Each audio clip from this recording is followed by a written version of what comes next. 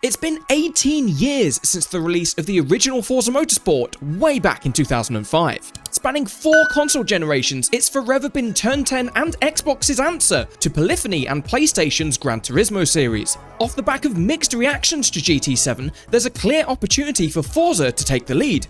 But have they managed to do it? Let's take a closer look at the Forza Motorsport reboot, its pros and its cons, and try to answer the all-important question: is it worth it? The first thing that hits your eyes is the visuals, and man, this game is beautiful.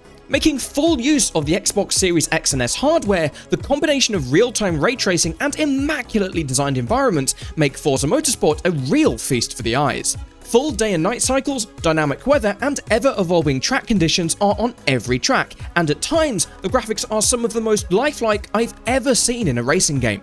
The game punches you in the face with its stunning visuals right from the start, with early races at Maple Valley, Grand Oak Raceway, and Laguna Seca giving you a small taste of what's to come. Light bursts through the trees, dirt clouds kick up as cars go off track, lifelike shadows adorn the racing surface. It achieves a superb level of visual immersion time after time. Night races in full wet conditions are where the graphics really shine. The spray, the excellent use of light and dark, the ray-traced reflections, it's a sight to behold. Think the next-gen visuals are only on PC? Think again! Console players get 3 options: Performance, which prioritizes running at 60 FPS, Visuals, which ramps up the graphics but only runs at 30, and my favorite, Performance RT, which adds ray-traced reflections but remarkably still holds a solid 60 frames per second, a thoroughly impressive feat on the Xbox hardware. It's not all sunshine and rainbows though. Some textures can look remarkably flat, especially when following a car with your headlights on,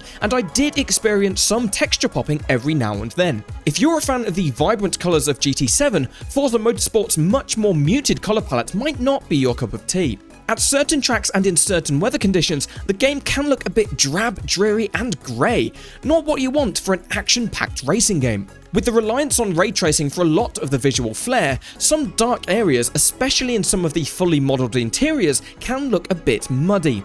Scratch below the picture-perfect surface and you will find things that don't quite look right, but all in all, the game is very easy on the eyes.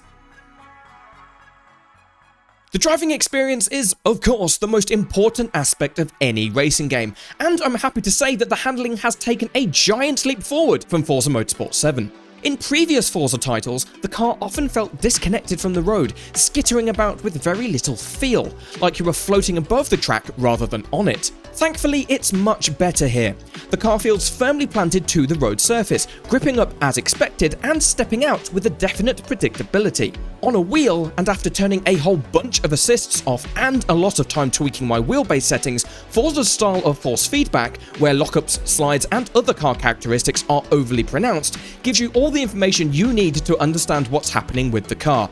It's not winning any awards for realism, there's certainly other titles that are far more true to life, but in terms of being a casual sim-like experience that's both approachable and provides some depth, with its fully adjustable assists and driver settings, it does a pretty good job.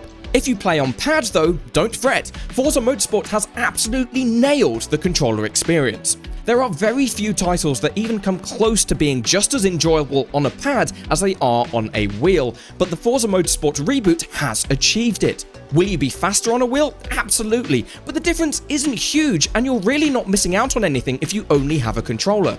On a pad, the game hits the holy trifecta of communicating the car's behaviour, being reasonably forgiving, and still providing a profoundly enjoyable experience. It's worlds apart from what GT7 feels like on a pad, and it really sets the standard for pad controls in racing games moving forwards. When it comes to the UI, it's clear that racing on the pad with the chase cam was the priority. In chase cam, the proximity arrows make total sense. In the cockpit cam, they're on the verge of being actively unhelpful. The proximity arrows are always based on where the car is in chase cam mode and doesn't change for other camera positions, so if you're driving in cockpit view, you'll need to keep a close eye on your mirrors to avoid contact whenever you commit to an overtake.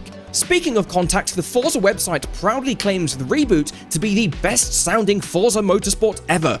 I'm not so sure. Screaming V10s and wheel spin sounds passable, but the sound of car-to-car contact is bordering on comical, made all the worse by how crash-happy the AI likes to be at the start of every race. Turn 10 have clearly gone for a more cinematic style in their sound design, with dramatic, bass-heavy thumps and bashes rather than the realistic crunching of metal, and whilst it certainly adds to the spectacle, it's an odd juxtaposition in a game that otherwise presents itself as a simcade title for the masses. On release, there's over 500 cars to choose from, featuring everything from century-old Grand Prix cars to modern hot hatches, cutting-edge prototypes, and everything in between. That is down from Forza Motorsport 7, but it is, for the most part, 500 unique cars. None of the duplicates or carbon copies in different colours that we've seen from Gran Turismo and others in the past. Custom liveries are available, and you can both share liveries you've designed and use ones that others have created. Every car in the game has a fully modelled interior to explore, including painstakingly detailed dashes, trunks, and engine bays to feast your eyes on. 20 tracks are available on day one, combining real-world circuits such as Spa and Le Mans with original designs like Maple Valley, Grand Oak Raceway, and the all-new Hakone circuit. Many of these tracks have multiple configurations, so there's plenty of variety to sink your teeth into. 3 additional tracks have already been confirmed to be in development. Yas Marina, the Abu Dhabi Grand Prix circuit, is slated to arrive in November. An as yet unnamed circuit is coming in December, and the formidable Nordschleife enters the fray in 2024. Forza Motorsport 7 featured 32 tracks and saw almost 100 cars added post-launch, so we're certain there'll be plenty more cars and tracks to come. Competent AI can make or break any racing game, and for Forza Motorsport, it's a tale of two halves. Opening laps are total carnage. Anywhere in the mid-pack, the AI will happily go 3 or 4 wide, run completely off track for seemingly no reason, and has no qualms about punting you into next Tuesday if you're in the same postcode. In lower difficulties, the AI can form single-file braking trains which can make the early laps a cakewalk. In higher difficulties, it's just a matter of survival. Once the race settles into a rhythm, however, it's a whole different story. Gran Turismo 7's AI opponents can best be described as moving obstacles. Forza Motorsport is the complete opposite. As the cars space out, the AI becomes much more challenging, being remarkably quick, consistent, and tough to overtake. Even seasoned sim racers will find the maximum difficulty to be testing the limits of your abilities. With a wide array of difficulty options, everyone will be able to find that middle ground that's right for them, whether you want to lap the entire field or have a race-long wheel-to-wheel battle for victory. The risk versus reward feature kicks things up a notch. Rather than qualifying to decide your grid slot, in each race you get to choose which position you want to start in. The further back you start, the tougher your race, but the better your rewards will be if you make it to the podium. Combining this with the difficulty settings means you can get the experience you want every single race. Want to skip past a few races to get to one you're really excited for? Whack down the difficulty, start near the front and blitz your way to victory. Then turn the difficulty up and start near the back for a true challenge when you've found the race for you. Forza Motorsport puts the entire racing experience into your hands each and every race. Whilst in development, Turn 10 joked that their CarPG system made Forza Motorsport a game where corners are the enemies, but after getting my hands on it, I know exactly what they mean. Car upgrades are locked behind your car level. Each car has its own progression path, and you'll unlock upgrades and the car points with which to buy them the more you drive the car, both in single player and online. Every corner, overtake, clean sector, you name it, you'll get XP for it. This means that every car you jump into will start off stock until you've gained the levels and car points to upgrade it. And car points can't be transferred between cars. Many fans were concerned that this would be nothing but a grind, but thankfully it's fairly quick to progress through the levels, and accumulating enough car points for the upgrades you want isn't that much of an issue. Taking a car from level 1 to the maximum level 50 should take no more than a few hours, and it's a great way to familiarise yourself with the car before strapping on all the go faster bits. But 2 to 3 hours across 500 cars, and it's easy to see why this system isn't for everyone. This may cause some to stick with a smaller roster of fully upgraded cars rather than a broad and varied garage, but on the flip side, even players with limited time can take a car from stock to fully upgraded in a short space of time. Importantly, this means you'll never be left feeling like there's nothing productive to do. There's always more cars to upgrade and more experiences to enjoy, and with many more cars and tracks on the way, Forza Motorsport has a tremendous amount of sheer gameplay value. If you like to tinker with your setups, Forza Motorsport will keep you satisfied. It's not as complex as ACC or iRacing, but there's plenty of options to customize your anti-roll, damping, suspension, and much more. There's even the option to add various levels of ballast, which can significantly change how a car feels to drive. Not enough front grip? Stick some weight in the nose. Too tail happy? Fill your trunk with bricks. It's all down to what feels good for you. It's another area where Forza's approach to customization, giving the player the tools to transform their experience into exactly what they want to play, really makes the game shine.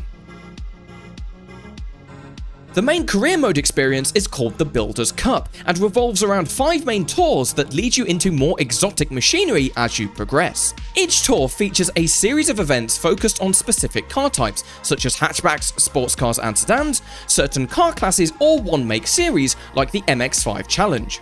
If you're looking forward to beginning your career with a chunk of starter cash and the freedom to pick a favourite from dozens of available cars, you'll be sorely disappointed. The Civic Type R, Subaru STI, or Mustang GT are your choices to start your journey, and once you've done that, you're off to the races. The career follows a pretty linear progression path, with each new series requiring you to complete the ones before it. This does make the first few hours feel quite stale, especially as the early career frustratingly repeats the same few tracks, but with the ample difficulty and risk versus reward options available, even back-to-back races in hot hatches can generate fun experiences every time. A drawback to the linear progression is that the pure racing machinery, GT3s, prototypes, open wheelers, etc., are locked off until later in the career.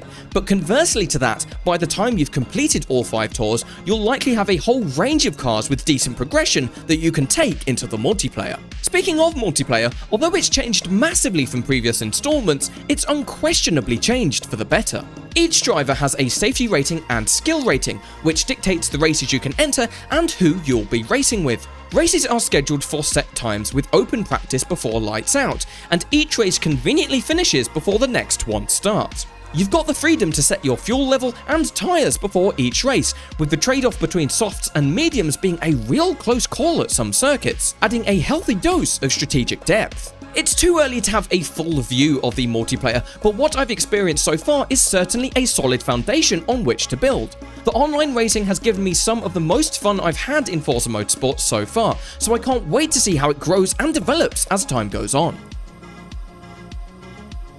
Forza Motorsport officially launches on October the 10th, priced at £69.99 in the UK for the standard edition. If you want to play the game 5 days earlier, starting October the 5th, you can snag the Premium Edition, which includes a Welcome Pack, Car Pass and VIP membership for £89.99. Is Forza Motorsport worth it? In my opinion, yes. Right out of the gate, Turn 10 has a winner on its hands, creating a racing game that's equally as fun whether you're relaxing on your couch with a pad, using a wheel and pedals for the first time, or you're a hardcore sim racer looking for a new challenge. The visuals, the handling, the optimization on both pad and wheel, it's a fantastic experience for everyone, whether you're a total newbie or a seasoned racing game veteran. Is it perfect? Of course not. The AI could be much better at race starts, the CarPG system isn't for everyone, and the sound design could do with some major tweaks, but bring it all together and you've got a stellar experience that'll have you coming back for race after race. The Forza Gran Turismo rivalry has raged for over 15 years, and with the Forza Motorsport reboot, Xbox players finally have a next-gen title that matches, if not surpasses, Gran Turismo 7. It's the antithesis of GT7 in all the key areas, and I'm certain it's going to tempt some longtime Gran Turismo fans to move across into the Forza camp. Turn 10 have created an instant classic, and with further updates on the horizon, it'll only get better with time. I cannot wait to see what's coming next for Forza Motorsport. There we have it. What are your thoughts on the Forza Motorsport reboot? Will you be purchasing it on release, or have you already pre-ordered?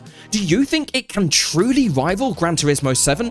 Let us know in the comments below. If you've enjoyed this video, do give it a like, and for all the latest in racing games and beyond, be sure to subscribe and ring the bell to catch our latest videos as soon as they go live. I'm John from TopSplit, and I'll see you out on track.